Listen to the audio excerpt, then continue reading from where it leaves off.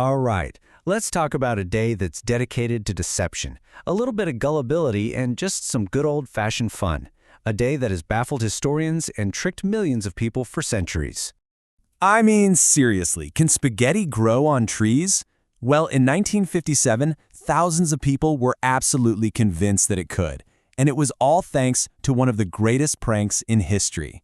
It's the perfect way to dive into the strange, hilarious, and surprisingly mysterious story of April Fool's Day. So where did this whole tradition of playing pranks on April 1st even come from? Well, here's the first joke for you. The truth is, nobody is 100% sure. See, folk customs like this often spread by word of mouth, so they didn't leave much of a paper trail. It's kind of like a prank played on historians themselves.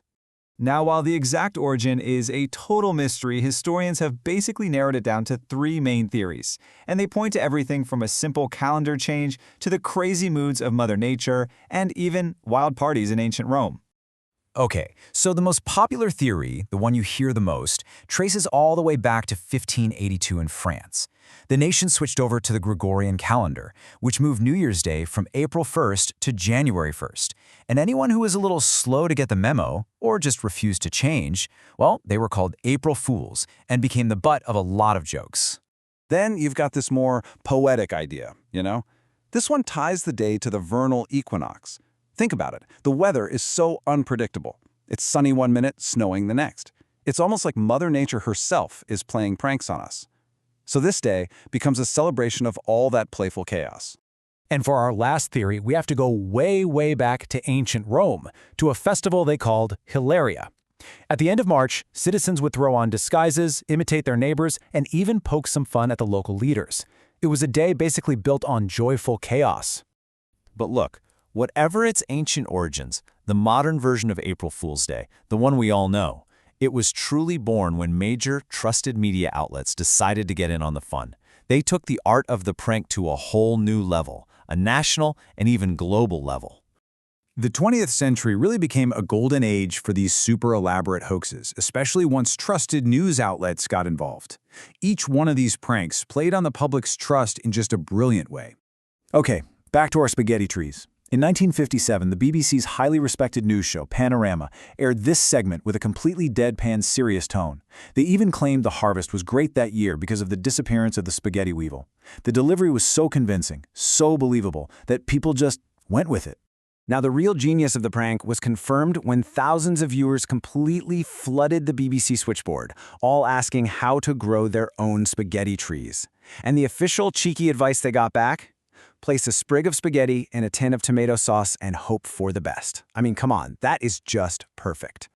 A few decades later, the big corporations were learning from these media pioneers, and they launched their own masterclass in marketing as prank. In 1996, Taco Bell took out full-page ads in 6 major newspapers to announce something truly astounding. They had bought the Liberty Bell to help with the national debt. The public reaction was immediate and intense. The National Park Service got flooded with thousands of furious calls, from people protesting the sale of a beloved national treasure to a fast food chain. To say people were unhappy is a bit of an understatement.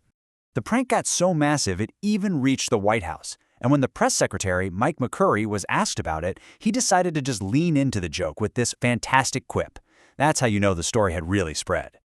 Not to be outdone, just 2 years later, Burger King jumped in on the action.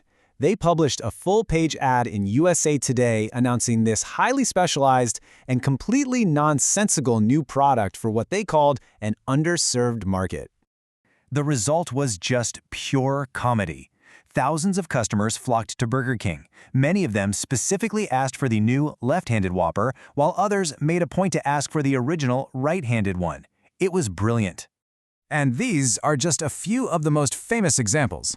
From an Australian news program introducing metric time back in '75, to the Guardian newspaper publishing a whole 7-page supplement on the fictional islands of Sans Serif, yeah, the history of media-led hoaxes is rich and absolutely hilarious.